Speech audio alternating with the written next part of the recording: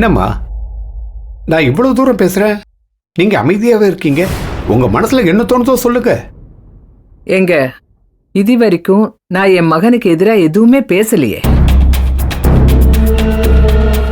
இனிமேலும் எதையும் பேசிடக்கூடாது இல்லம்மா, அதுக்காக தான் நான் வந்திருக்கேன். முதல்ல உங்க மருமகளுங்க கேட்கறது நியாயமாமா? வீட்டில் இட்லி தோசையை சுட்டுக்கிட்டு சொத்துல பாதிய கூடுன்னு கேட்டா இது எப்படிமா? அது இப்ப என் பொண்டாட்டி கூட தான் இருக்கா, வீட்டுக்குள்ளேயே தான் இருப்பா. அவளுக்கு என் வேலையை பத்தி ஆனா அவனா கூட தெரியாது.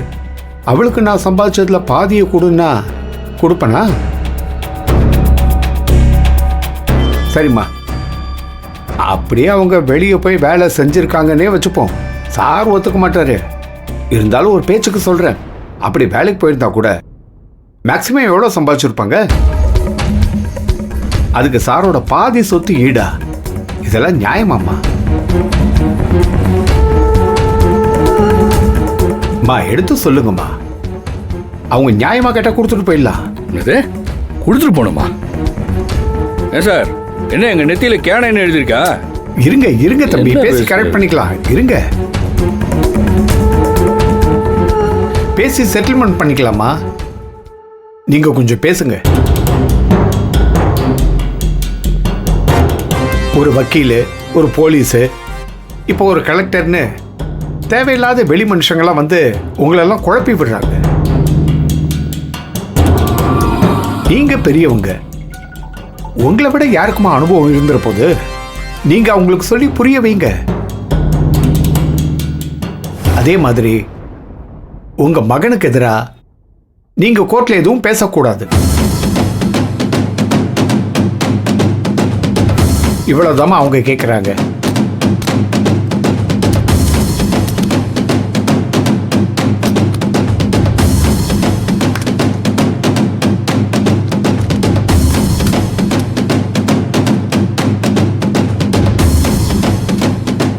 இதை பாருங்கம்மா, இதுல ஒரு சின்ன கையெழுத்து போடுவீங்கல்ல?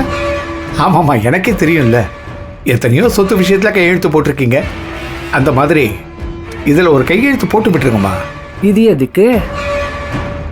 ஒன்றும் இல்லைம்மா, போட்டு விடுங்க, அப்புறமா சொல்றேன். என்னன்னு சொல்லுங்க. அது அன்னைக்கு போலீஸ் வந்தப்ப உங்க மகனுக்கு எதிராக நீங்க சாட்சி சொன்னீங்கல்ல, நாளைக்கு உங்களை கோர்ட்டு கூப்பிட்றப்ப உங்களுக்கு லேசா புத்தி சுவாதீனம் இல்லை, அதனால மாற்றி சொல்லிட்டீங்கன்னு சொல்றதுக்கு ஒரு டாக்டர் சர்டிஃபிகேட் வேணும். அதுக்கு தான் இந்த ஒரே ஒரு கையெழுத்துமா.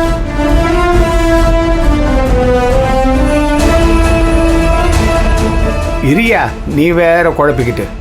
அம்மா, உங்களுக்கு ஒரு குறையும் வராதுமா. உங்க மகன் உங்களை நல்லா கவனிச்சுக்குவாரு, யோசிக்காதீங்கம்மா. எல்லாத்தையும் பார்த்துக்குவாரு. நீங்க கையெழுத்து போடலன்னா தான் பிரச்சனை. பிரச்சனையா? ஆமா, பிரச்சனை தான்.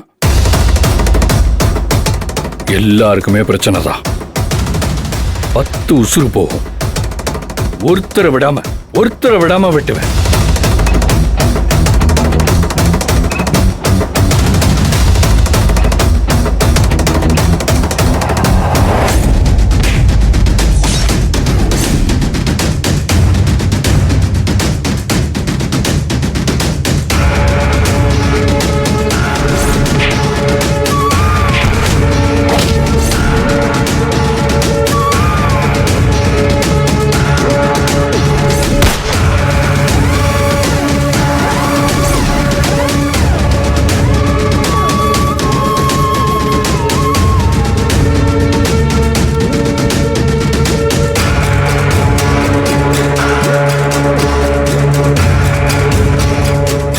என்ன பண்றீங்க?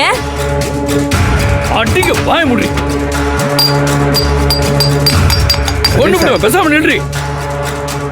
வாய திறந்த தொலைச்சு விடுவேன். தொலைச்சா கொஞ்சம் அமைதியா இருக்கு சார்.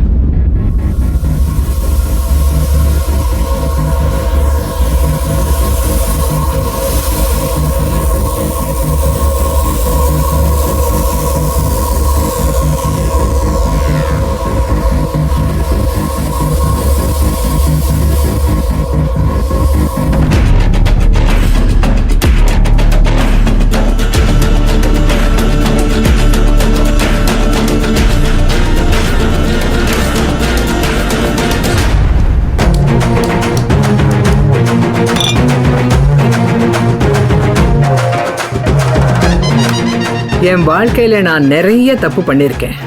ஆனா முதல் தடவையா ஒரு தப்ப பண்ண மாட்டேங்கிற முடிவை தைரியமாவும் உறுதியாவும் எடுக்கிறேன்.